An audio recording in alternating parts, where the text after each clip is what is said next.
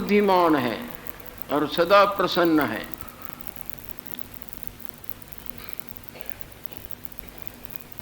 हृदय पुंडरी,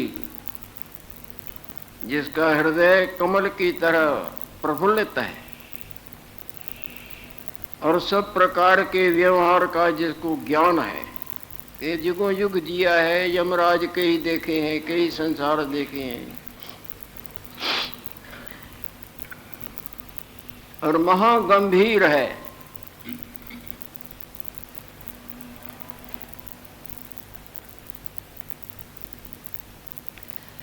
और शांत आत्मा। ये काकभुजंडी जी महाराज के गुणों का वर्णन हो रहा है। गंभीर और शांत रूप और महाज्ञात ज्ञेय हैं, जो जानने योग्य है, कुछ भी उससे छिपा हुआ नहीं है। हे राम जी, वहां पहुंचने पर ऐसी महान आत्मा पुरुष को मैंने देखा। आप गए हैं ना वहां, कल के आगे के प्रसंग में चला है, जब देवराज इंद्र की सभा में चिरंजीवियों का प्रसंग चला और वो सभा विसर्जन हुई, तो गुरु बचन जी महाराज के मन में आई कि ऐसी महान मूर्ति के दर्शन तो करे। तब वहाँ गए हैं और वहाँ देख के जो देखा है उनका हवाला वर्णन भी किया है।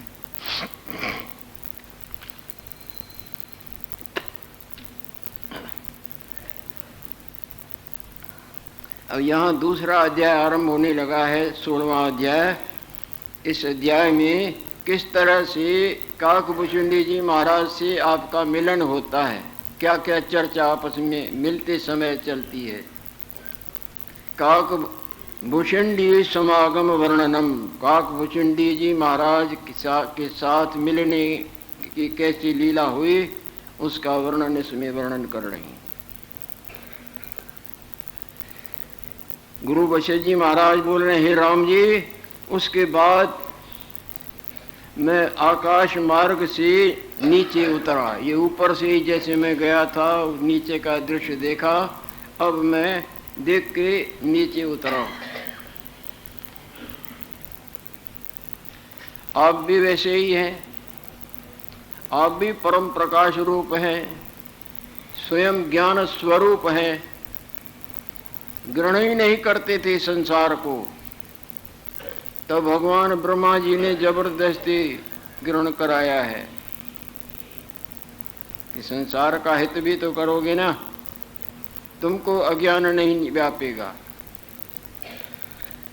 महातेजवान दीपकवत प्रकाशवान मेरा शरीर। आप अपना बोलते हैं कि मेरा शरीर भी ऐसे देदीप्यमान होता था जिस तरह दीपक चमकता है ना, रोशनी रोशनी, इस तरह तेज स्वरूप देह मेरा जो शरीर रूप था वो प्रकाशमान मेरा शरीर महातेज संपन्न। जब मैं उतरा तब वहां जितने भी पक्षी बैठे थे ऊपर जिनका वर्णन किया है, तो देवता लोग भी पक्षी का रूप धारण करके और सिद्ध लोग भी वहाँ आके विराजमान होके काकभुजंडी जी महाराज से ज्ञानामृत सेवन करते थे।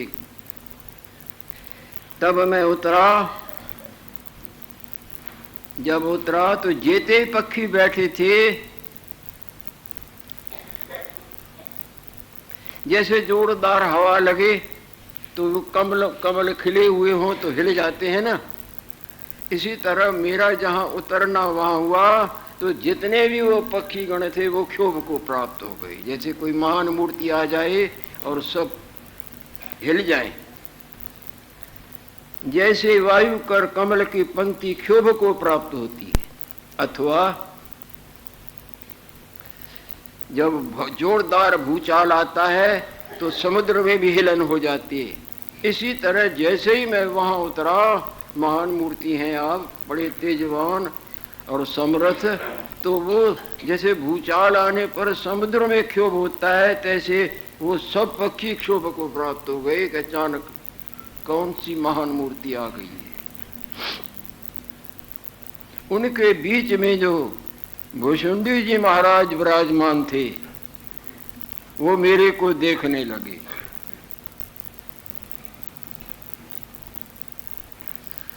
मैं कैसा था, जैसे अचानक मैं आया था ना, अचानक आने पर सब हिल जाते हैं, देख कौन आया है। जो अकस्मात मैं आया था तो भी वो मेरे को पहचान गए कि ये कौन आए हैं। अचानक आने पर ख्याल होता है नहीं कौन आया है, पर औरों को क्षोभ हुआ, परंतु महान मूर्ति वो विराजमान थे और मेरे को पहचान गए कि ये कौन आए हैं। अकस्मात आया था तो भी उसने मुझको जाना कि यह वशिष्ठ है। ऐसे देखकर उठ खड़ा हुआ, एकदम काकभुचुंडी जी महाराज गुरुदेव के सम्मान में अगतस्य ही अदरम सारम, अपने पास जैसी जैसी मूर्ति हो वैसा वैसा आदर उचित होता है। एकदम काकभुचुंडी जी महाराज उठ खड़े होते हैं और कहने लगे, हे मुनीश्वर, स्वस्थ तो हो, प्रसन्न तो हो, सब प्रकार आनंद मंगल है,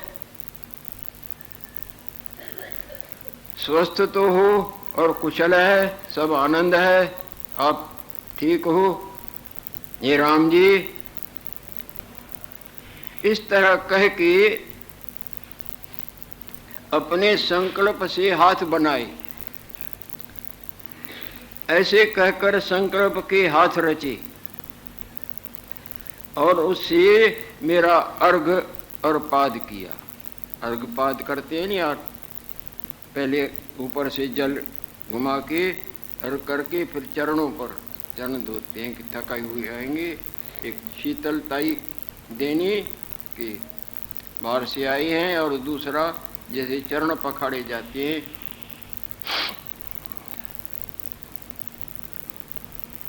ऐसे कहकर संकल्प के हाथ रचे, तिसने मेरा अर्घपाद किया और फिर मेरा पूजन भी किया।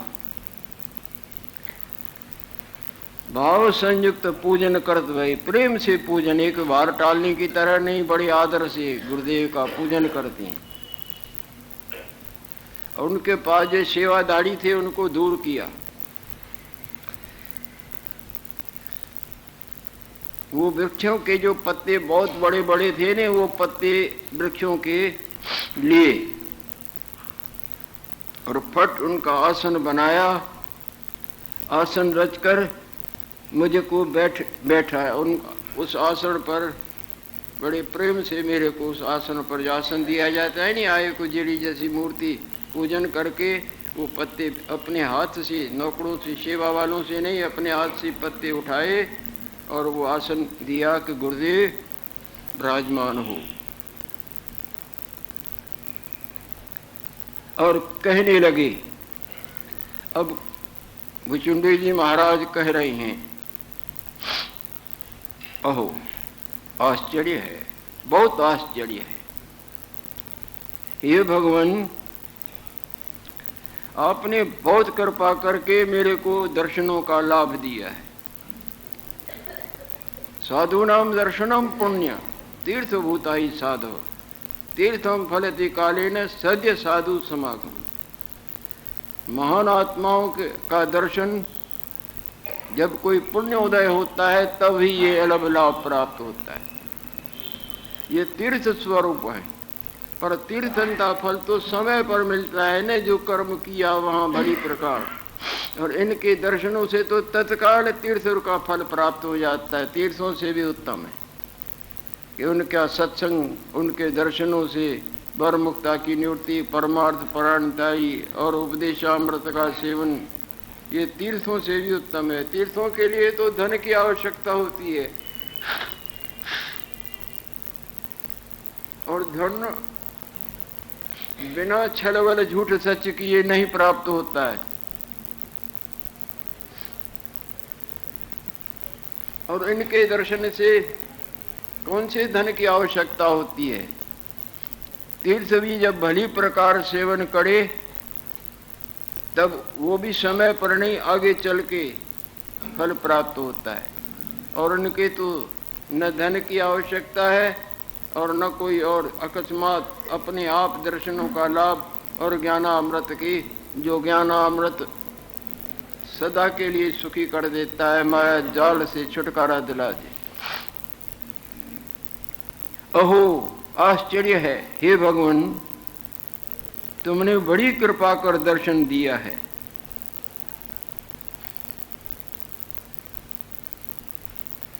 बहुत अरसे तक आपके दर्शन रूपी अमृत से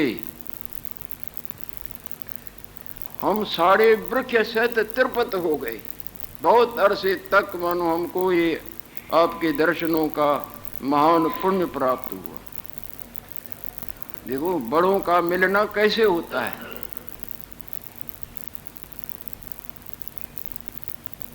चिर पर्यंत दर्शन रूपी अमृत कर हम कर वृक्ष सहित पूर्ण हो रहे हैं। बहुत अरसे तक मानो आपके दर्शनों का हमको लाभ प्राप्त हुआ। हे भगवान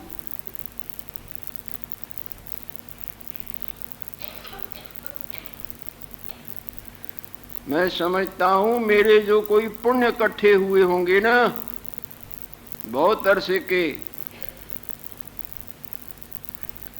वो मेरे बहुत इकट्ठे किए हुए पुण्य इकट्ठा होकर मेरे प्रसन्न करने के लिए आपको यहाँ प्रेर के ले आए हैं। कितना वो भी खुद भी बड़े हैं और वो भी बड़े हैं, कैसे उनका मिलन होता है।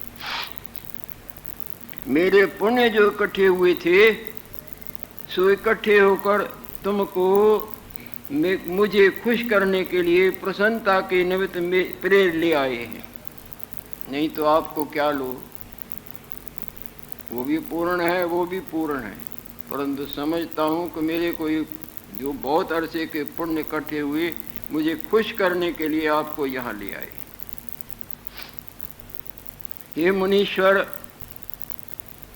देवता लोग तो पूजने योग्य हैं।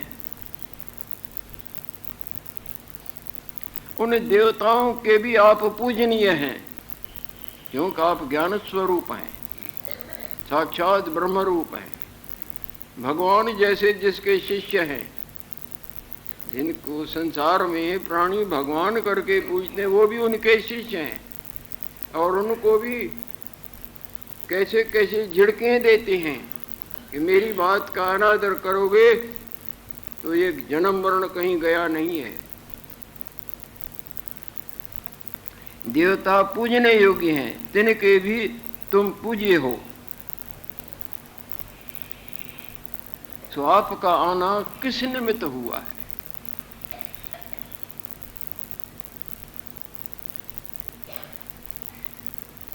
ये संसार तो मोह रूप है, सबको मोहित करके जन्म पर मरण, मरण पर जन्म के खाई में फेंक ही देता रहता है। इस मोह रूपी, अज्ञान रूपी, अंधकार रूपी माया मिथ्या मैं के चक्कर के महाजाल से आप सदा उतरे हुए हो, बार पार हुए हो। इस मोह रूप संसार से तुम ही उबड़े हो। और अखंड सता जो समान है, सदा आप उसमें विराजमान हो। जगा हुआ एक जागृत रूप में रहता है और सोया हुआ वही अनंत रूप अनंत माया के मोह में, जाल में, मैं में, तू में, भले में, बुरे में, लेने में, देने में चक्र काटता रहता है। आप इस माया जाल से सदा मुक्त हो। अखंड सता, कैसी सता जो सदा समान, सदा ज्यों की त्यों है, जिसको ब्रह्म कहा जाए, ईश्वर कहते हैं। और अखंड सता समान विखे तुम स्थित हो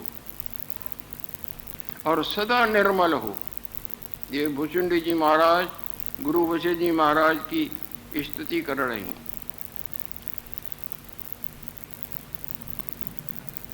तुम सदा पावन हो मेरा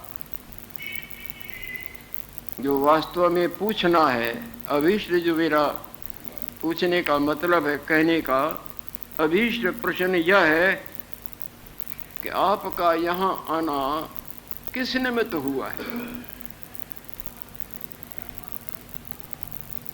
मेरा अभीष्ट प्रश्न यह है कि आपका आना किस निमित्त हुआ है, ये मेरे को आप कृपा करके बताओ। आपका क्या मनोरथ है। यहाँ आप पधारे हैं, मेरे पास कोई तो प्रयोजनम अनुद्देश्य मंदोपि न प्रवर्तति, बिना कारण के कार्य नहीं होता। माता पिता के बिना संतान नहीं होती। आप लोग जो यहाँ आए हो ज्ञान का प्रसाद पाने के लिए, मतलब है ना। इसी तरह किसी भी क्रिया में कोई भी प्राणी, चाहे मूर्ख होवे चाहे अक्लमंद होवे, बिना कारण के वो क्रिया नहीं होती। अक्लमंदी कहीं का, अक्लमंदी का मतलब होता है मूर्ख का मूर्ख मतलब होता है। आप जो यहाँ हमारे को दर्शन देने का ये लाभ देने आए हैं, जरूर कोई कारण होगा। जैसे विश्वामित्र जी महाराज राजा दशरथ के यहाँ पहुँचे थे तो स्तुति के बाद पूछा था कि आपका जो यहाँ आना हुआ है वो कृपा करके कहो। कोई भी मेरे पास ऐसी वस्तु नहीं है जो आपके लिए अदेय हो, न दे सकूं। पीछे तो मुंह में रोता था, पर उस वक्त तो राम लक्ष्मण की मांग मांगी तो उस वक्त सकुच गया। तब गुरु वशिष्ठ जी महाराज ने बोला कि देखो, अभी अभी हमारे सामने आपने बोला कि अब आपके लिए मेरे पास कोई अदेय नहीं, सब देय है, और अभी तुम संकोच करते हो कि राम लक्ष्मण नहीं देते। और विश्वामित्र जिसका हो वे साथी, उसका काल भी बाल बांका नहीं कर सकता है। तुम इनसे डरते हो, तुम अभी अभी वचन करके मुकरते हो। इसी तरह भुजंगी जी महाराज स्तुति करके बोलते हैं, मेरा अभीष्ट, मेरा वास्तव पूछने का मतलब है कि आपका जो यहाँ आना हुआ है किस निमित्त हुआ है, यह मुझको कहो। आपका मनोरथ क्या है। मतलब है कि क्या इच्छा है, किस कारण से आपका यहाँ आगमन हुआ है।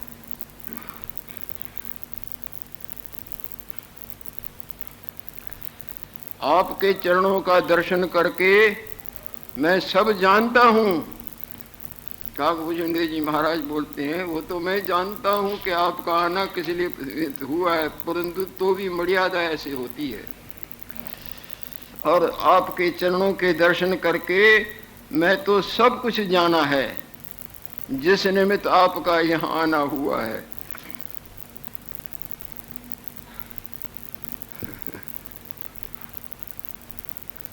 अब वो खुद ही बताते हैं, पूछते भी हैं और बताते भी हैं, और फिर आगे उन्हीं के मुख से कहलाएंगे भी।